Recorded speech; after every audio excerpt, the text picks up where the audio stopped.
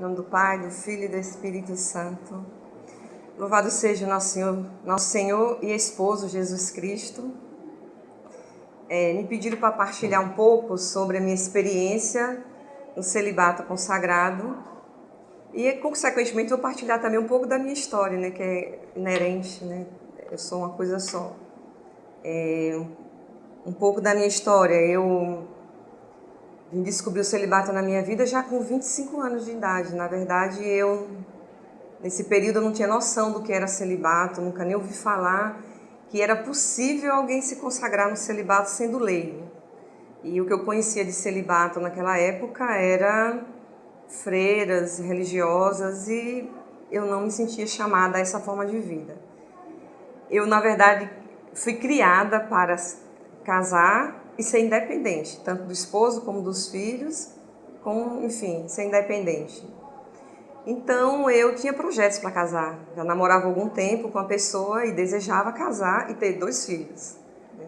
E de preferência um rapaz, um menino e uma menina. E é muito engraçado que quando eu me senti chamada à comunidade de vida, em 95, uma das coisas que me atraiu na comunidade de vida e que me impulsionou a entrar na comunidade era o fato de que dentro da comunidade de vida eu poderia casar e ter filhos. E quando a gente entrava na comunidade de vida, a gente não fazia celibato. Tanto que eu entrei e só no mês de setembro, se eu não me engano, entrei em março, e só em setembro que chegou uma orientação que a partir daquele momento todos os postulantes da comunidade de vida seriam celibatários. E eu levei um pouco de um susto porque até então eu ainda estava no meu projeto de casar e ter 2 filhos. Mas a obra de Deus na minha vida foi muito bela. Antes mesmo de entrar na comunidade de vida, quando eu tive a minha primeira experiência, primeiro acompanhamento vocacional, na verdade, eu gosto de contar essa história porque ela é uma história um pouco ousada, né? Eu fui para o primeiro vocacional, já quase terminando o vocacional aberto. Meu primeiro encontro, na verdade, tinha uma acompanhadora já me esperando, meu nome estava escrito. Foi uma amiga que fez tudo isso aí por mim, porque eu não tinha mais vontade de entrar na comunidade. E quando essa acompanhadora disse assim, Roneide, eu vou te acompanhar, me pegou de surpresa e aí ela disse, vamos que eu vou rezar por você agora, já para o acompanhamento. Então foi engraçado, porque ela colocou a mão na minha cabeça e começou a rezar e disse, Roneide, o Senhor me dá uma visão de você vestida de noiva, e é uma igreja enorme, com um altar muito grande, com umas portas enormes. Então eu imaginei aquelas igrejas antigas, com aquelas portas belíssimas e pesadas, né? E ela dizia assim, e o Senhor me dá uma visão de você abrindo essas portas e você entra muito linda, vestida de noiva, muito feliz. Você está tão feliz que você está apressada, você vem assim quase que correndo dentro da igreja para chegar ao altar. E quando você chega no altar, uma surpresa, você está sozinha no altar. Mas você não se importa com isso, você se deita sobre o altar.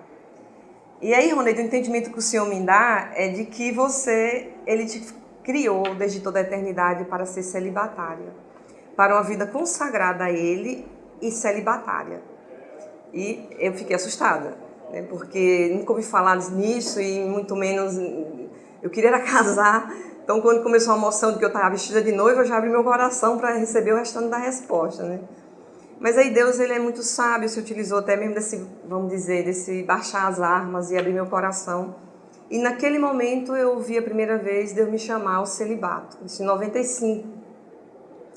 Em 96, quando eu comecei o postulantado e depois Deus começou toda essa obra dentro de mim, no discipulado já como celibatária, quando saí no 2º ano, permaneci no celibato. E na minha primeira consagração, a minha formadora disse, Roneide, eu sinto que Deus quer que você continue no celibato, que você se consagre no celibato. Eu sempre quis, depois que eu tive minha primeira experiência com Deus, com o amor de Deus, naquele momento eu não quis mais nada na minha vida que não fosse Deus ou aquilo que Ele queria na minha vida. E eu levei isso muito a sério.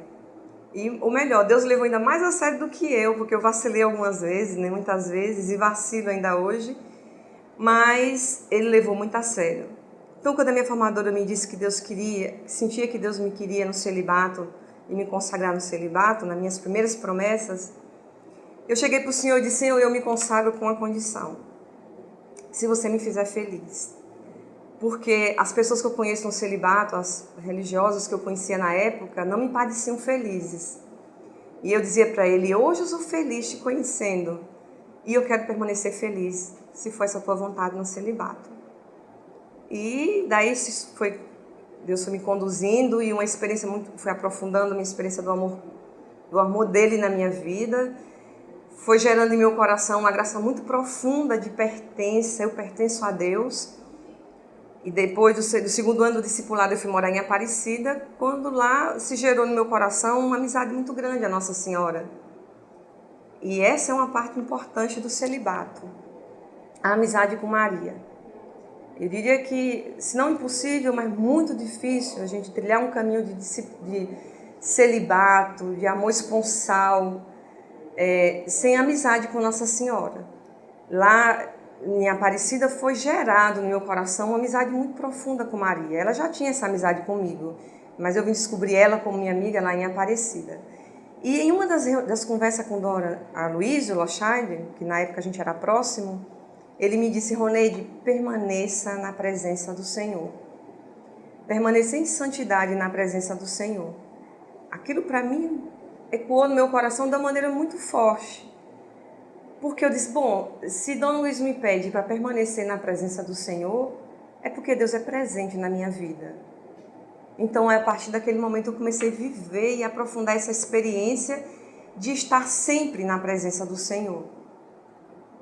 Então, o amor esponsal, o celibato, foi sendo gerado, foi crescendo no meu coração essa compreensão de que eu ia me dando a uma pessoa presente, não alguém que está distante de mim e que eu estou aqui sozinha, mas alguém que é presente permanentemente e que me colocava na sua presença. Então essa experiência foi me dando uma paz, uma convicção e uma alegria muito grande do celibato, né? Porém, eu gosto de dizer, não é uma alegria romântica, de prazerosa, é bom estarmos juntos. Era uma alegria de paz profunda, de uma convicção que essa é a vontade de Deus e eu também quero essa vontade de Deus. Então foi amadurecendo, na minha primeira promessa definitiva, primeiros votos no celibato, foi no Santuário Nacional, e foi uma graça muito grande, que foi Dona Luiz Lochaide quem recebeu meus votos, né? E ele é muito caro para mim, creio que um grande intercessor. E quando eu fiz meus primeiros votos, eu fiz com uma convicção, é para sempre. Quando seriam os votos perpétuos, eu não sei, mas para mim naquele momento foi para sempre.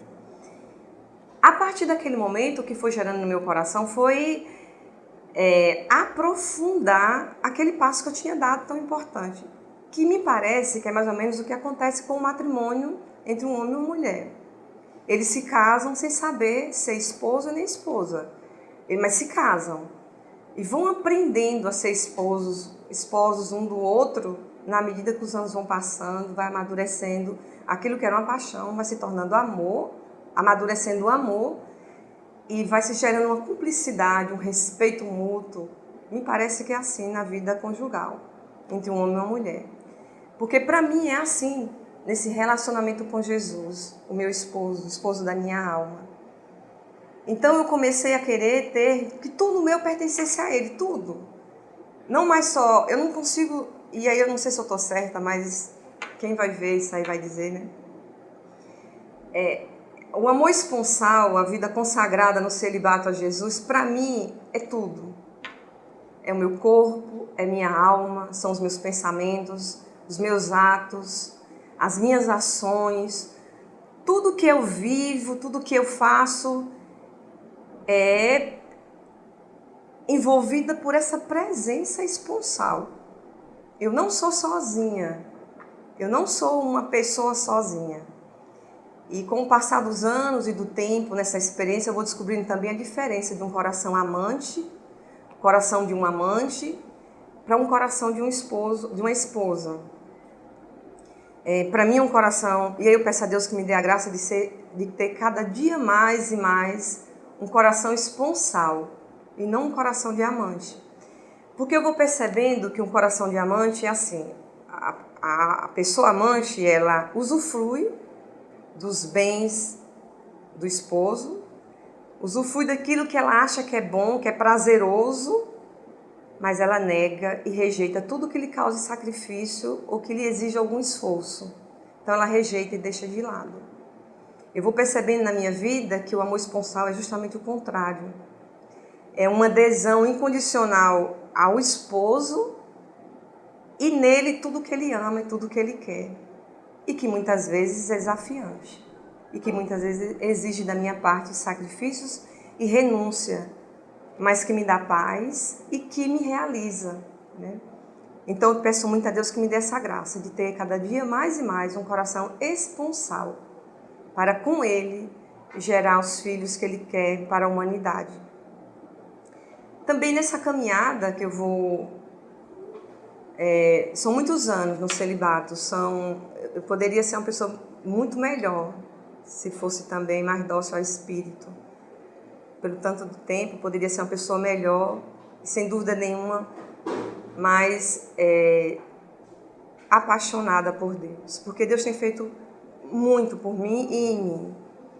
Mas eu vou descobrindo que essa relação esponsal não tem outra maneira de aprofundar, de ser desenvolvida, de ser aprofundada na minha vida, se não for uma vida de intimidade profunda, de oração com Jesus. Esse é o segredo. A gente já ouviu isso nas formações, Moisés fala, não só fala, ele testemunha isso. Eu particularmente tenho uma referência da Teresa, que para mim é um grande exemplo do amor celibatário dentro da comunidade. Mas tem coisas que só a vida vai nos ensinando. A gente vai ouvir muitas vezes, mas não vai conseguir entender, a não ser num momento quando a vida nos proporciona isso. E eu vou descobrindo na minha vida que Jesus é um esposo apaixonado e sedento da minha presença. Então ele vai me atrair para ele em momentos, eu diria assim, até meio maluco, né? Então, por exemplo, eu vou dar assim alguns exemplos muito concretos. Por exemplo, eu fico imaginando um celibatário que tem uma noite de insônia, 2 noites de insônia, aí na terceira noite quer tomar remédio porque não está conseguindo dormir. Eu digo para você que isso faz parte do amor celibatário. Eu, quando tenho alguma insônia, que eu acordo na madrugada, eu tenho certeza que Jesus está me chamando para ficar com Ele, por algum motivo. E quase nunca eu sei quais são os motivos, mas eu vou ficar com Ele. Eu vou rezar com Ele, eu vou estar com Ele. E quando o sono chega, eu volto a dormir em paz, ciente de que essa é a vontade dEle.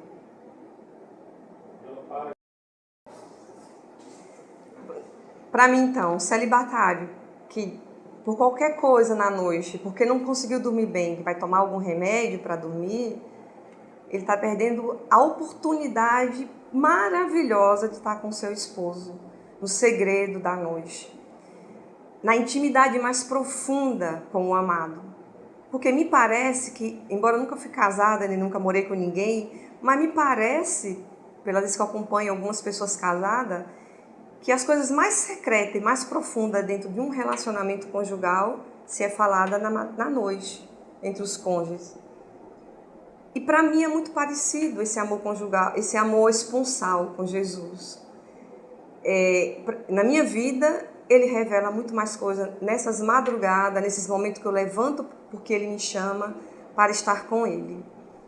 Tanto Ele me revela coisas do coração dEle, como me revela acerca de mim mesma. E, consequentemente, me mostra coisas dos outros irmãos também. Principalmente daqueles por quem eu tenho rezado. Então, para mim, a vida, eu poderia dizer que isso é um estilo celibatário, né? A maneira de viver o celibato. Meus irmãos, viver com famílias da comunidade de vida e a comunidade de aliança me ajuda muito a descobrir o meu chamado como celibatária dentro da comunidade. Eu não consigo imaginar uma mãe ou um pai que na noite vê o filho chorando e não levanta para atender o que o filho quer. E no outro dia está de pé para fazer as coisas normais e ordinárias.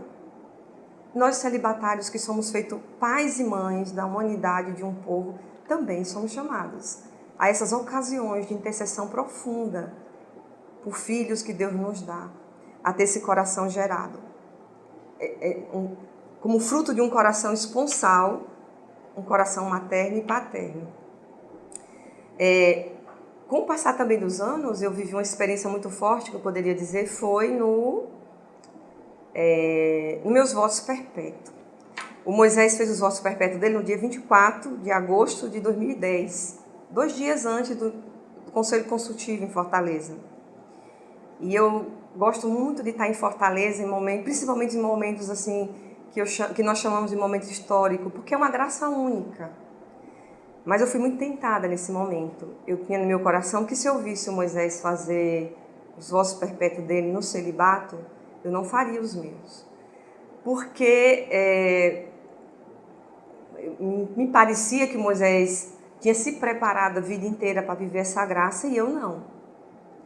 Que Moisés, vamos dizer, era digno de viver essa graça e eu não. Então eu não estava pronta, não me sentia pronta e não me sentia também digna de viver esse momento. E foi uma forma avassaladora, foi uma coisa mais forte do que eu que me impediu de ir para esse momento. E eu não fui. Mas quando eu estive lá no retiro do Conselho Consultivo, os 10 dias que nos preparavam, porque no dia 8 de setembro foi quando eu fiz meus votos perpétuos, Deus me deu uma experiência com Ele, com a presença forte de Jesus. Eu comecei a experimentar o que significa Deus habita em mim. Nós celibatários, eu diria que todos, mas eu estou falando aqui para os celibatários, né? Para nós. Nós celibatários somos habitados por Jesus. Jesus nos habita de uma maneira maravilhosa. Jesus nos habita, nos contém e nos envolve. Não tem como viver uma vida como celibatária fora dessa presença que me envolve. Essa presença, ela muda dentro de mim e, consequentemente, muda fora de mim. Por exemplo, uma casa que não tem nenhum celibatário, a gente nota a diferença quando a gente chega. A impressão que eu tenho é que é um povo mais solto. Assim, os irmãos não se percebem tanto como deveriam se perceber. Já uma casa onde tem celibatários e que compreende o seu chamado, e que talvez nem compreenda, mas que vive o seu chamado, fruto de experiência, mesmo sem compreender muitas vezes, porque eu também não compreendo não a grandeza, a grandiosidade do meu chamado, mas vou experimentando no dia a dia. Uma casa que vive celibatários, que vai experimentando essa grandiosidade da presença de Jesus que me habita e que é íntimo do meu coração e que fala de mim e fala dele e que me ouve também, é diferente. Há uma harmonia na casa, nas pequenas coisas, em vasos de plantas, na organização da casa e no que diz respeito ao coração masculino celibatário, lâmpadas no lugar, móveis no lugar, mas uma casa de celibatários, onde tem homens celibatários e mulheres celibatárias, onde o móvel está quebrado, a porta fica despancada há tanto tempo e o irmão celibatário nem percebe.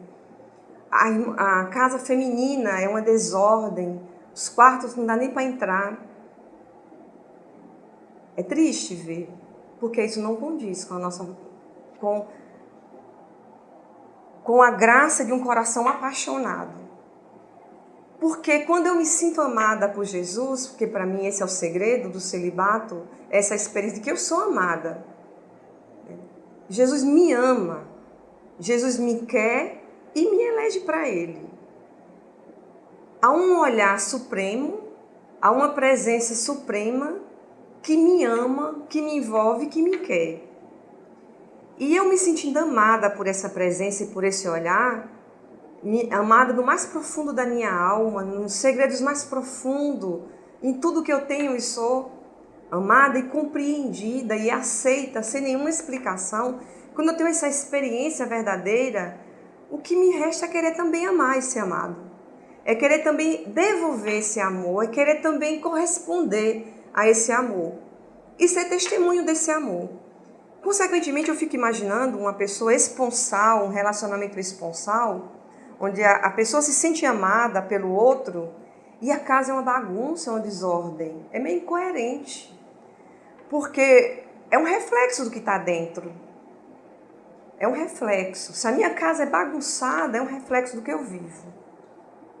Porque quando eu me sinto amada e como resultado desse amor, como fruto desse amor, eu também quero amar, então eu quero dar amor ao outro. Meus irmãos, e uma maneira muito concreta da gente corresponder esse amor a Jesus e testemunhar, o Moisés fala que os celibatários, eles são aqueles que vão santificando o corpo comunitário. Quando eu vi ele falar isso pela primeira vez, eu fiquei imaginando, meu Deus, como que uma pessoa como eu, tão miserável, e quem me conhece sabe o quanto que eu sou ruim e chata, como é que eu posso corresponder na santificação do corpo comunitário? Eu disse, é uma loucura isso aí, eu vou morrer frustrada no meu celibato, porque eu acho que eu nunca vou conseguir um negócio desse. E de fato, não vou conseguir, não depende de mim. É uma graça que é fruto desse relacionamento esponsal. É Jesus em mim que vai transbordar. Não sou eu que vou fazer a comunidade ser santificada. Não sou. Como é você também. E por isso não precisa ter medo, nem se descabelar. Como é que eu vou achar força para viver isso? Porque nós não vamos conseguir. Não depende de nós. É uma graça que é fruto dessa relação esponsal. Essa relação com Jesus, com o amado de nossas almas, como fruto, vai fluindo essa santidade, que de maneira concreta é um amor ao irmão. É atenção ao irmão. Nós vivemos em um tempo onde existe uma geração que não vê o outro. E literalmente, né? Existe o mundo virtual, onde as pessoas não mais se relacionam umas com as outras. Consequentemente, na vida comunitária, a gente vê o desafio que é os mais jovens que chegam na comunidade se relacionar, ver o outro, perceber o outro, perceber a necessidade do outro. É muito desafiante isso. Mas aqueles que são chamados ao celibato e que se deixam ser envolvidos por esse amor esponsal, que se deixam ser fecundados por esse amor esponsal, daí também há uma graça de ver o outro, de perceber o outro, de estar atento ao outro no corpo comunitário, de arrumar a cama que eu durmo, porque o quarto não é só meu. Tem a minha irmã que dorme do meu lado e que ela merece que viver num ambiente organizado de harmonia. Arrumar a sala, porque ela não pertence só a mim. E é muito interessante isso, eu vou descobrindo que você pode dizer, Roneta, eu estou falando isso porque você exerce funções de autoridade hoje na comunidade. Não é verdade. Uma vez eu conversando com a doutora Silvia, alguns anos atrás, eu disse, Silvia, eu estou muito cansada de ser autoridade na comunidade e que eu gostaria de viver. Eu estou cansada porque eu fico vendo os irmãos fazer assim. Eu estou cansada porque eu vou percebendo tudo o que acontece. E será que ninguém vê? E fui fazendo assim um caminhão de lamúria. Será que só eu vejo, o outro não está vendo? Deixam as coisas fora do lugar. Será que não estão vendo o que está fora do lugar? Eu que tenho que ir lá organizar. Eu estou cansada e eu vou pedir à comunidade para não mais exercer nenhuma função de autoridade. E aí foi engraçado que ela olhou para mim e ela fez, Roneide, você acha mesmo que você percebe essas coisas e vai vivendo essas coisas por causa de uma função? Aí eu fiquei meio que assustada quando ela disse isso, porque para mim era. Ela disse, não é. Isso é inerente ao teu estado de vida. E exercendo ou não exercendo função dentro da comunidade, se você viver o teu celibato, vai estar inerente. Porque é um dom é um fruto do amor esponsal, é um dom de maternidade e de atenção ao outro. Então, meus irmãos celibatários, que hoje na comunidade não se sentem responsáveis pela comunidade porque não exercem nenhuma função de autoridade, você está enganado, profundamente enganado. Porque a graça de santificar o corpo comunitário não é fruto de uma função que Deus nos dá, mas é fruto de experiências esponsais com Jesus. É fruto de intimidade com Jesus, de amizade com Jesus. É fruto dessa vida de oração e por isso de amizade com Jesus, que é em qualquer momento. Moisés também nos fala que o celibatário ele é chamado a ter uma vida mais profunda, ter mais momentos de oração do que os demais irmãos.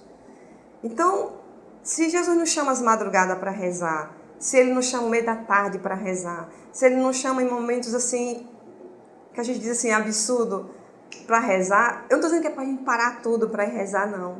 Eu estou dizendo daquele olhar de cúmplice, aquele olhar apaixonado, aquela atenção a Ele no meio do dia, diante de uma alegria ou de um desafio, olhar para Ele e saber que você olha porque você sabe que o olhar dele está sobre você, que Ele está querendo encontrar o teu olhar durante o dia. Isso é um coração apaixonado. Quando nós nos sentimos amados por alguém e queremos também amar e corresponder, é isso que acontece. A gente passa o dia procurando o olhar dessa pessoa. E a gente sente também o olhar dessa pessoa quando ela está por perto, mesmo que em áreas diferentes, a gente sente esse olhar. É assim que eu me sinto com Jesus. Eu me sinto olhada por Ele, cuidada por Ele, observada por Ele o tempo inteiro, o dia inteiro.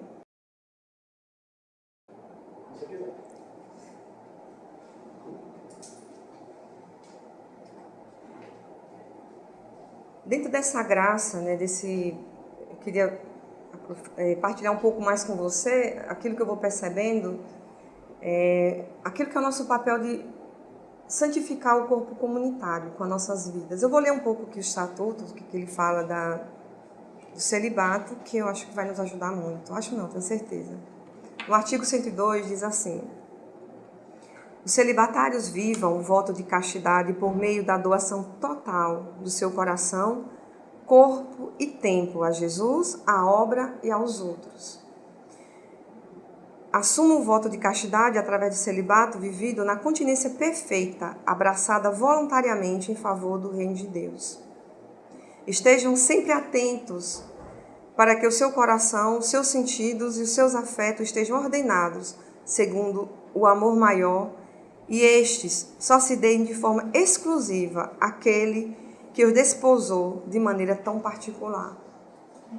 E aí, por isso que eu retorno, o fruto dessa graça de santificação do corpo comunitário só se dá quando se há uma relação esponsal com Jesus. Porque Jesus já tem por nós um amor esponsal. Ele já tem esse amor esponsal por nós, perfeitíssimo, incondicional, mas também nos convida a amá-lo de maneira esponsal, até essa relação de amizade, intimidade com Ele. E nós sabemos que um casal, quanto mais os anos passam, mais eles vão ficando cúmplices na amizade, no respeito mútuo, vão se compreendendo no olhar. Eles se parecem tanto que até os modos, as maneiras de agir, chega um tempo que, nossa, como eles se parecem fisicamente. Eu não consigo imaginar como é que um celibatário vai ter os sentimentos de Cristo, os pensamentos de Cristo, sem essa intimidade esponsal com Ele. Não consigo imaginar e creio que não existe. Como fruto dessa esponsalidade, como fruto dessa esponsalidade, dessa cumplicidade. Eu vou começando a perceber o que Jesus pensa. Então, é dessa maneira que eu vou ajudando a santificar o corpo comunitário. Eu vou me lembrando, vendo ações que ele não agiria daquela maneira. Então, opa, isso aqui eu também não posso agir. As músicas que eu ouço. Como é que eu vou santificar o corpo comunitário se na mesa, no momento de convivência, as conversas são mundanas, não sei nem dizer. Eu tenho tido a graça de um dos últimos tempos, devido à jornada, ter me aproximado mais de Moisés. Ou ele se aproximou mais de mim, não sei. De ter essa aproximação, né? Ele veio algumas vezes aqui no Rio e eu pude conviver um pouco mais e beber da fonte. E é por isso que eu estou fazendo essa partilha, porque eu me vejo na obrigação de dar de graça aquilo que o Senhor tem me dado de graça nesse tempo. E perceber que Moisés não tem um momento de lazer e convivência que não seja na presença de Deus. Quem conhece Moisés de perto sabe que ele é intenso, ele é muito presente. Então ele brinca, quando ele está brincando, ele está inteiro na brincadeira de uma maneira santa, de uma maneira saudável. Quando ele está falando sério, ele também está inteiro naquilo. Então tem me chamado muita atenção essa maneira de viver a esponsalidade. Se eu estou com meus irmãos na mesa, convivendo e conversando, eu tenho que estar toda ali na mesa com eles. Toda neles a partir de Jesus. Eu só sou presença, e aí eu fico vendo que a presença do Moisés é forte, né? Ele É uma presença que questiona, mesmo quando ele não está pregando. Na verdade, ele me questiona mais quando está convivendo e quando ele está pregando, porque é muito intenso. É fruto dessa relação esponsal. Na verdade, essa intensidade da presença dele é a intensidade do esposo da alma dele, que é o próprio Jesus Cristo. E por isso, não tem como a gente brincar com coisas que não convêm na presença dele, porque há uma presença que me questiona. Creio que é isso que Deus nos chama como celibatário, a sermos livres, a sermos verdadeiramente livres no corpo comunitário, nas brincadeiras principalmente. Porque o verdadeiramente livre no corpo comunitário é aquele que é livre na presença de Jesus, que está na presença de Jesus, e por isso vive a verdadeira liberdade. E creio que é assim que nós vamos santificando o corpo comunitário. Cuidado com as brincadeiras, que é fruto da ausência da presença do esposo, brincadeiras maldosas. Cuidado com a maneira que a gente se veste, porque se nós somos chamados a ser um sinal escatológico para o mundo de hoje, a maneira que a gente se veste também expressa isso. A maneira com que eu converso, com que eu vivo a minha vida, expressa isso. Eu não estou falando aqui, meus irmãos, de uma maneira comportamental. Estou falando disso. Estou falando de vida, de experiência, vivida como fruto do amor esponsal de Jesus Cristo por nós, que muda a minha vida e, consequentemente, muda quem está em minha volta. E não se preocupem, porque você não é perfeito, o perfeito é Jesus Cristo. Então, quando eu estou partilhando com o pessoal aqui em casa, principalmente, e que muitos que moram comigo, ou que já moraram, talvez vejam essa partilha, vão saber do que eu estou dizendo. O perfeito é Jesus Cristo nessa relação. Quem nos elegeu como alma esposa é perfeitíssimo, mas escolheu os mais imperfeitos para se unir. Então, se você se sente pecador, sente que faz tudo errado, que a tua vida não é um testemunho, que você é uma pessoa muito antipática no corpo comunitário e que você não sabe nem como é que alguém disse que sente sua falta, bem-vindo. O perfeito é Jesus Cristo. E Santa Teresa já dizia isso quando ela diz assim no poema: ó laço que assim juntais, duas coisas tão desiguais, Jesus e Teresa. Eu posso dizer isso também, o laço que junta duas coisas tão desiguais, Jesus e Roneide, ou coisa desigual. Se Teresa dizia isso, imagine eu, o que eu vou dizer, né? A coisa assim, é o infinito da perfeição com o infinito da imperfeição, essa união aí.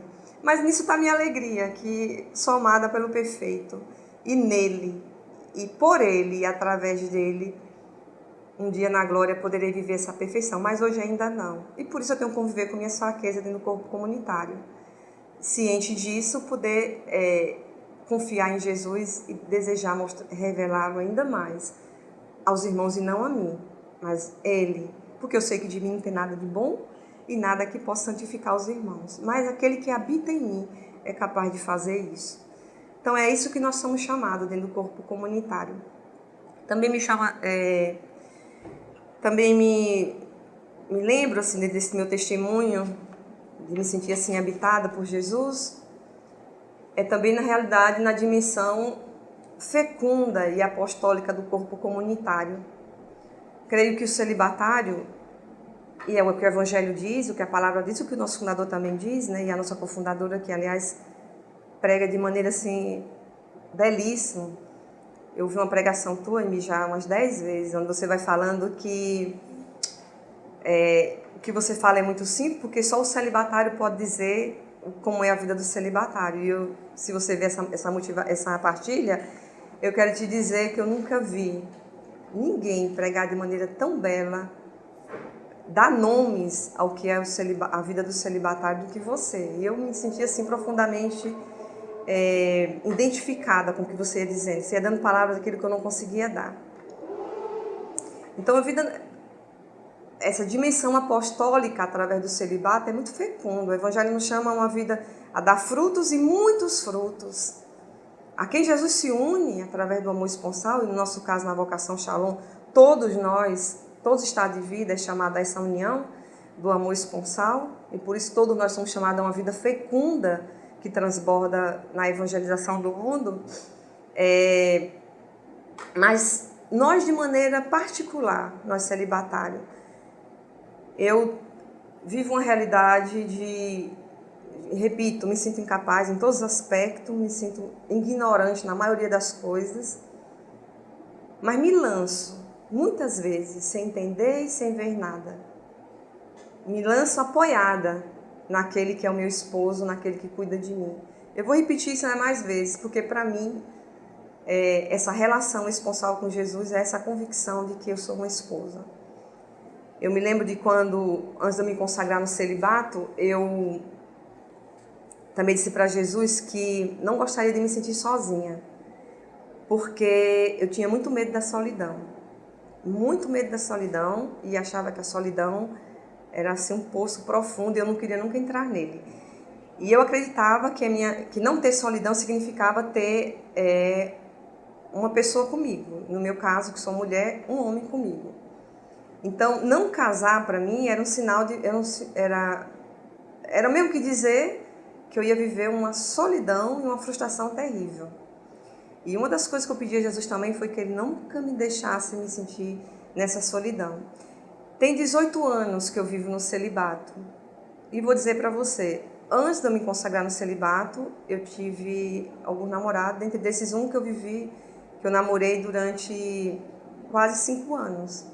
E nenhum homem e nenhuma pessoa foi capaz de me preencher como eu sou preenchida hoje. Ninguém nunca foi capaz de estar presente na minha vida e de me fazer me sentir acompanhada como eu me sinto hoje em todos os momentos. Em momentos dificílimos e em momentos felizes, né? Momentos fáceis, vamos dizer, como é viver na vida comunitária e estar com os irmãos. Então, o celibatário que não se sente preenchido dessa maneira, não se sente presente na presença, ou você não é chamado ao celibato, ou você não está alimentando esse amor esponsal. Porque não existe relacionamento a dois que, se não alimentar, ele vá à frente. Nem entre homem e mulher, e muito menos um relacionamento divino e sobrenatural como é o nosso. Entre a relação do perfeito com o imperfeito. Precisa ser alimentado da nossa parte essa relação esponsal, que deve ser uma relação de confiança, uma relação de entrega, uma relação de cumplicidade, uma relação de intimidade. E de intimidade em todos os aspectos, né? Onde eu me deixo conhecer por aquele que é o meu esposo, porque também quero conhecê-lo.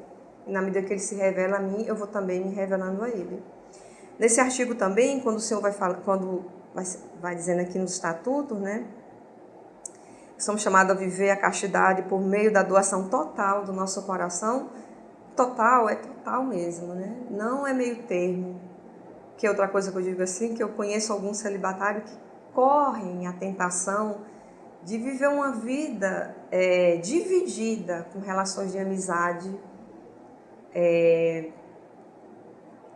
como se as amizades viessem alimentar ou até mesmo me preencher. Não vai.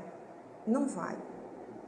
Eu penso que um celibatário, não sei se eu já ouvi isso ou se é o que eu acredito mesmo, né? Eu creio mesmo nisso. O coração do celibatário não pertence a ninguém nesse mundo. A ninguém e a nada nesse mundo. O coração do celibatário ele é exclusivo de Jesus Cristo. Ou isso é real e passa a ser real na medida que eu vou mais aprofundando o meu amor com Jesus Cristo, ou nós não seremos preenchidos. E essa realidade de que o coração celibatário não pertence a ninguém, eu vou percebendo que toda vez que eu deixo alguma coisa entrar no meu coração, ou eu dou o meu coração a alguma coisa ou alguém, eu perco a paz. É muito importante isso porque a gente vai vivendo uma vida de vigilância mesmo sem estar fazendo esforço. Por exemplo, quando estou muito próxima de alguma irmã ou algum irmão porque é amigo, e porque é bom ter amigos, e porque Deus nos faz amigo dos homens também. E é uma incoerência dizer que eu sou muito amiga de Jesus, mas não tenho nenhum amigo na face da terra. Não é isso que eu estou dizendo. Eu estou dizendo de um coração exclusivo de Jesus Cristo. Mas quando, em nome de Jesus, esses amigos que o Senhor me dá aqui na terra passam a tomar um lugar que não cabe a Ele, eu começo a perder a paz. Começo a ficar inquieta e sem saber nem o porquê, nem dar nomes. Mas aí é a hora da gente parar e refletir. Meus irmãos, Deus nos criou no meio de uma multidão. Jesus, ele olhou para você, olhou nos seus olhos, lhe criou. Na verdade, ele nem olhou nos seus olhos, ele lhe criou desde toda a eternidade e te separou para isso, no meio de uma multidão. Ele me criou desde toda a eternidade e me separou para Ele, única e exclusivamente para Ele. Se é assim, se isso é verdade, no meu coração não existe espaço para ter outras coisas, nem outras pessoas que não seja a partir dEle e por Ele. Quando isso acontece, que inverte essa ordem, eu não sou mais feliz e nem faço mais ninguém feliz. E o que é pior, eu não sirvo para mais nada. Porque aquele que é fruto, aquilo que deveria ser o fruto desse amor esponsal com Jesus, que é a vida fraterna, e para mim é muito caro a vida fraterna, e quem me conhece sabe que eu dou minha vida pela vida fraterna, porque eu tenho certeza que essa é a maneira concreta de eu amar o meu amado. Essa é a maneira concreta de dizer a Ele todo dia que eu amo.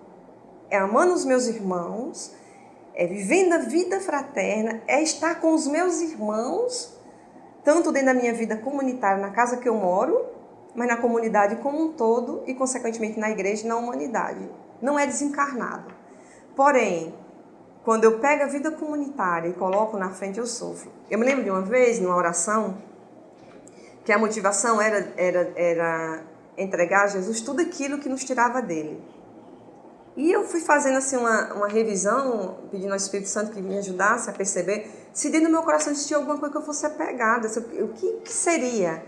Porque eu não queria ter nada que tomasse o lugar dele dentro do meu coração. Porque quando eu dei minha vida para ele, eu quis que fosse para sempre, totalmente, né?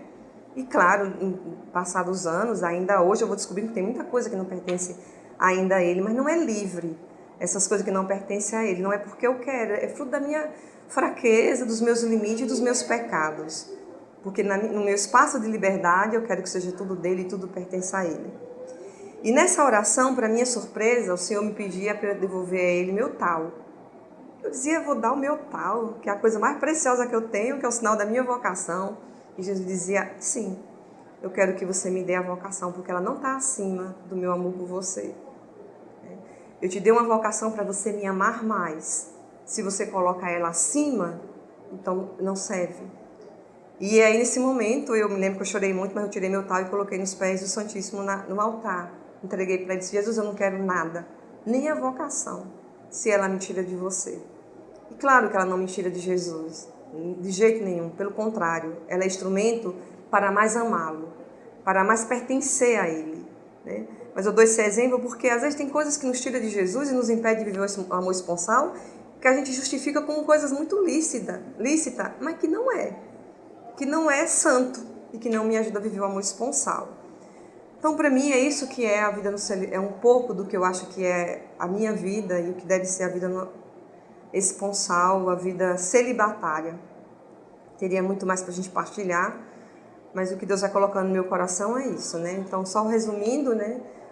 Como fruto da pertença a Jesus Cristo, como fruto dessa relação de amizade, de intimidade com Ele, por essa experiência de viver, por essa experiência da presença de Jesus, com a presença de Jesus.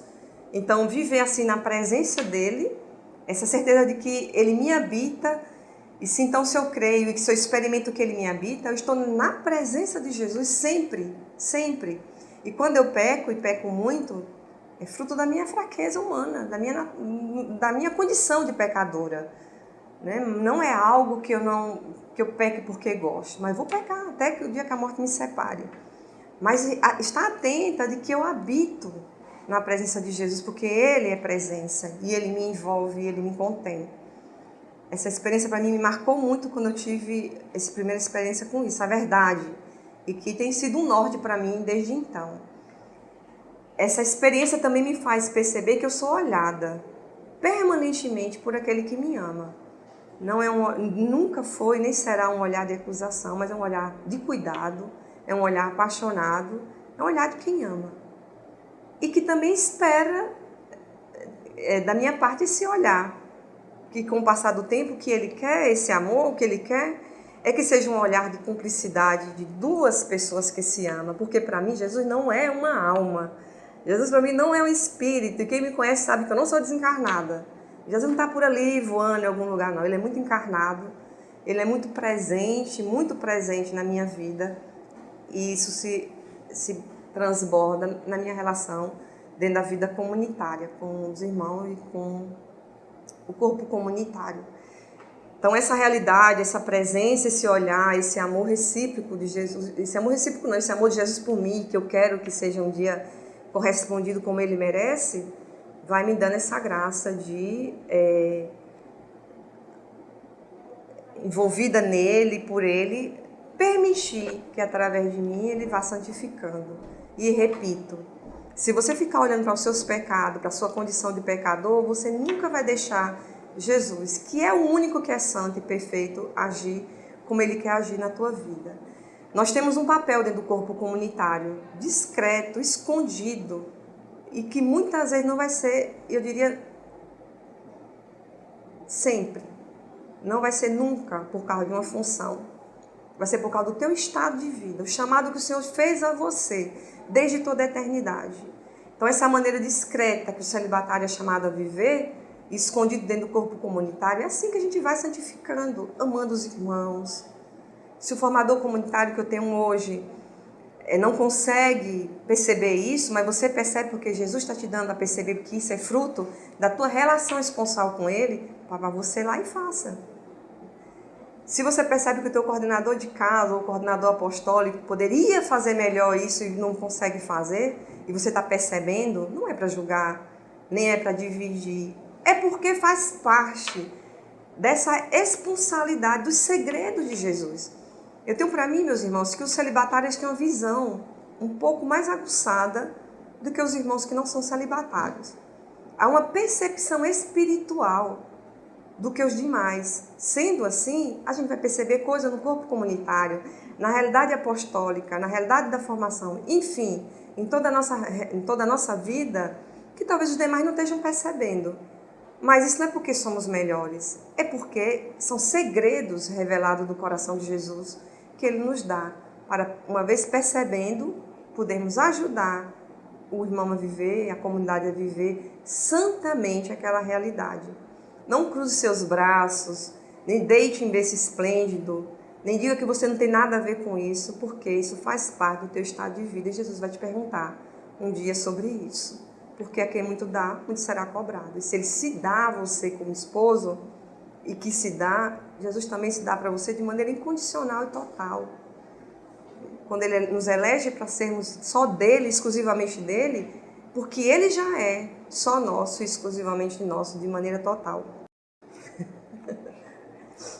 Tem uma pregação do Moisés que ele fala que a alegria o momento de alegria, o momento de gozo, o momento, vamos dizer assim, de plenitude da vivência do estado de vida do matrimônio, de um casal, se realiza em dois momentos. Um concretamente no ato conjugal e no outro na realização com os filhos. Aquilo ali realiza e preenche esse estado de vida. Ele diz que também no sacerdócio tem também dois momentos, que é na consagração das espécies, no pão e no vinho, no corpo e sangue de Jesus Cristo, e na confissão. São duas coisas que só o sacerdote pode fazer, por graça de Deus, por chamado de Deus. E nós, celibatário, ele disse que a nossa realização está na intimidade com Jesus, nos momentos que paramos para estar com ele. Jesus nos escolheu para contar os seus segredos a nós, e para nos ouvir também, para ter essa relação íntima com ele e viver com ele de maneira como nenhum outro estado de vida vive.